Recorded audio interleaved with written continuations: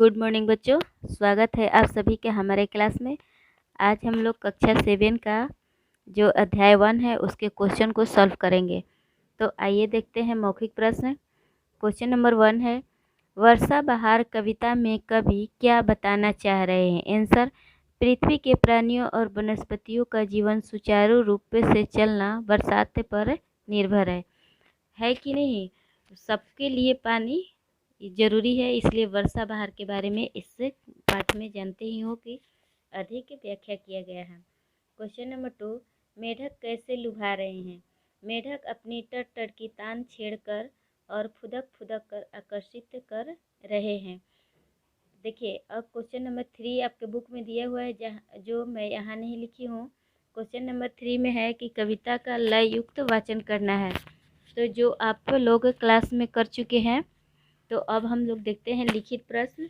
लिखित प्रश्न में अर्थ ग्रहण संबंधी प्रश्न है, यानी कि कॉम्प्रिहेंशन। तो ये कविता का एक एक पंक्ति दिया हुआ है, और जो पंक्ति दिया हुआ है इसको हम लोग कहते हैं पद्यांश, यानी कि जो ये पद दिया हुआ है इसमें से एक क्वेश्चन रहेगा, और क्वेश्चन का आंसर आपको इसी पद्यांश में से ढूंढ कर देना है। तो आइए देखते हैं। क्वेश्चन नंबर 1 है, वर्षा बहार में हंस अपना योगदान कैसे दे रहे हैं? आंसर, वे कतार बांधकर एक स्थान से दूसरे स्थान की ओर जा रहे हैं। देखे होंगे कहीं भी कि हंस को अधिकांशतः एक ही लाइन में जाते हुए या चींटियों को देखते होंगे। ठीक, तो आगे देखते हैं, किसान का कौन सा क्रियाकलाप मन को हर रहा है? तो किसानों का किसी गीत की मीठी तान छेड़ना मन को मोहित कर रहा है। क्वेश्चन नंबर 3, जगत की शोभा किस पर और कैसे निर्भर है? आंसर, जगत की शोभा बरसात पर निर्भर है। पानी बरसने से चारों ओर हरियाली छा जाती है। कहा भी गया है, बिन पानी सब सून। देखिए, यहाँ पे एक कबीरदास के दोहा है, रहीमन पानी राखिए बिन पानी सब सून, पानी गए न उबरे मोती मानस चून। तो इसमें पानी के 3 अर्थ बताते हैं कवि।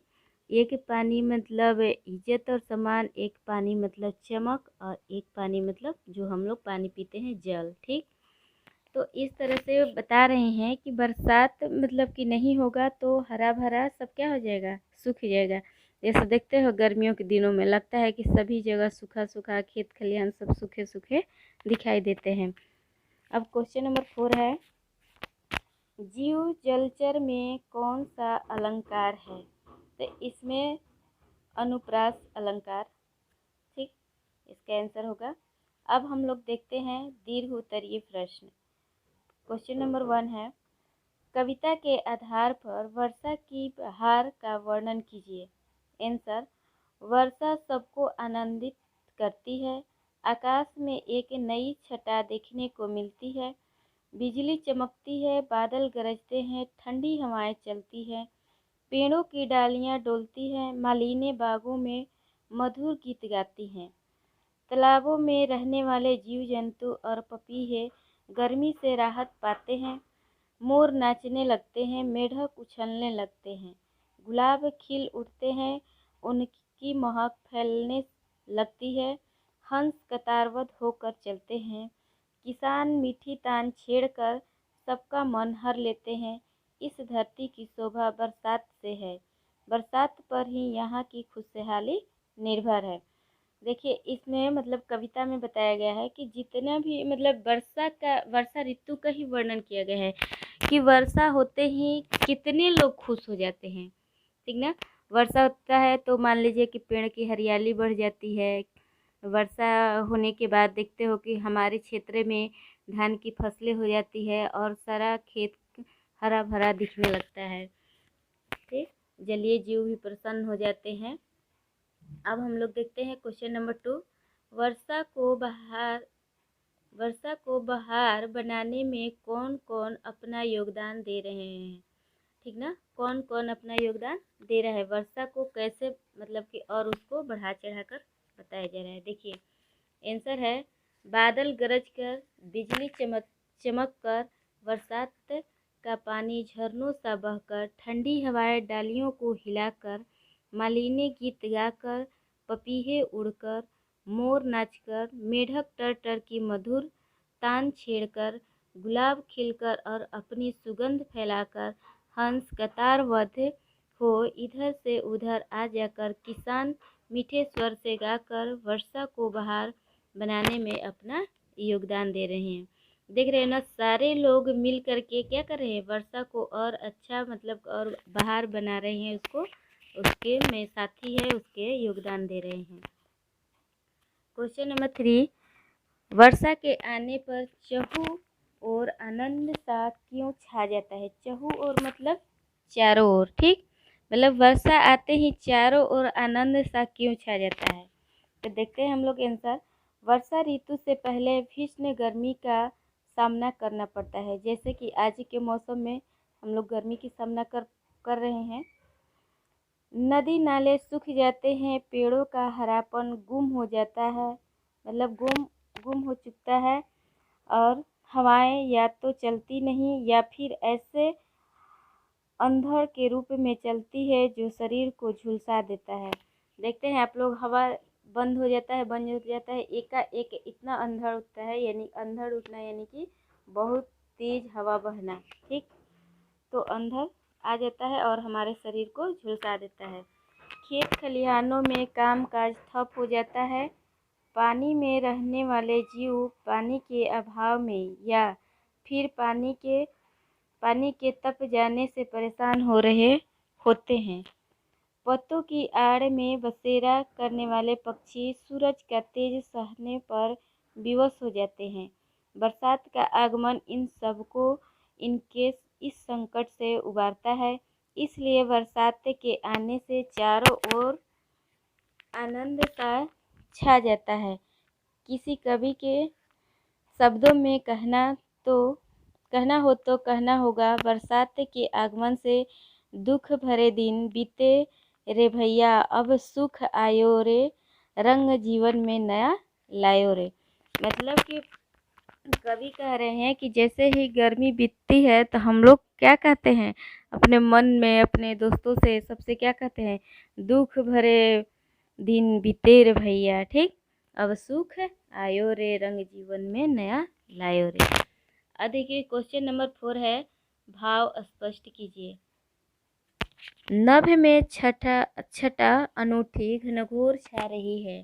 आंसर है इसका मतलब कि भाव, पानी से भरे काले बादलों ने आकाश को घेर लिया है। कहीं बिजली चमक रही है तो कहीं बादलों के गरजने की आवाज़ सुनाई दे रही है। इससे आकाश में एक अनूठा दृश्य उपस्थित हो गया है। क्वेश्चन नंबर ख, बागों में खूब सुख से आमोद छा रहा है। ठीक, इसका भावार्थ है, बागों में लगे गुलाब आदि के फूल खिल गए, उनकी खुशबू चारों ओर बिखरने लगी, लताएं भी हरी भरी हो गई, पेड़ पौधे हरियाली से भर गए। ऐसे दृश्य मन को भले लगते हैं, मतलब कि अच्छे लगते हैं। इन्हें देखे कर सुख का अनुभव हुआ, वातावरण खुशनुमा हुआ, यानी कि वातावरण बहुत खुशनुमा हो जाता है और हमारा मन जो है क्या होता है, खुश, यानी कि सुख का अनुभूति होने लगता है। कविता का सार अपने शब्दों में लिखिए। देखिए इसको आप लोग अपने शब्दों में लिख सकते हैं, यहाँ पे मैं बता दे रही हूँ। वर्षा की बहार से सभी जीवों और वनस्पतियों में एक नया उल्लास, नई उमंग भर दी। आसमान घने काले बादलों से भर गया, बिजली के चमकने और बादलों के गरजने से कंपन पैदा होने लगा। ठंडी हवाओं ने पेड़ों की डालियों को लहराने का अवसर दिया। मालिनी मधुर गीत गाने के लिए बागों में चली आई। असहनीय गर्मी से बेहाल जीव जंतु खुशियाँ मनाने निकल पड़े। पपीहे प्रसन्न हो गए, मोर नाच दिखाने लगे, मेढक ढेर लगाने लगे, गुलाब खिल उठे, वे अपनी महक फैलाने लगे, हंस कतार में चलने लगे, किसान मीठी तान छेड़ने लगे। यहाँ की खुशहाली वर्षा पर ही निर्भर है, इसलिए वर्षा के आते ही सब और खुशी का छा जाना स्वाभाविक था। उसके आगमन पर सबकी खुशी और पृथ्वी की शोभा बस देखते ही बनती है। मतलब कि पृथ्वी की शोभा देखते ही बनती है, मतलब क्या, पूरा खेत क्या होता है, हरा भरा दिखाई देने लगता है। क्वेश्चन नंबर 6, वर्षा आने पर आपको कैसा लगता है? अपना अनुभव लिखिए। ठीक है, ये आप लोग खुद से लिख सकते हैं। आंसर है, वर्षा होने पर ठंडी हवा चलती है, सूरज बादलों के पीछे छिप जाता है, गर्मी कम हो जाते हैं, मौसम सुहाना सुहाना हो जाता है। ठीक ना, यहाँ पे हो छूट गया है। ज़्यादा पानी बरसने पर स्कूल की छुट्टी हो जाती है, मुझे बरसात में नहाना अच्छा लगता है।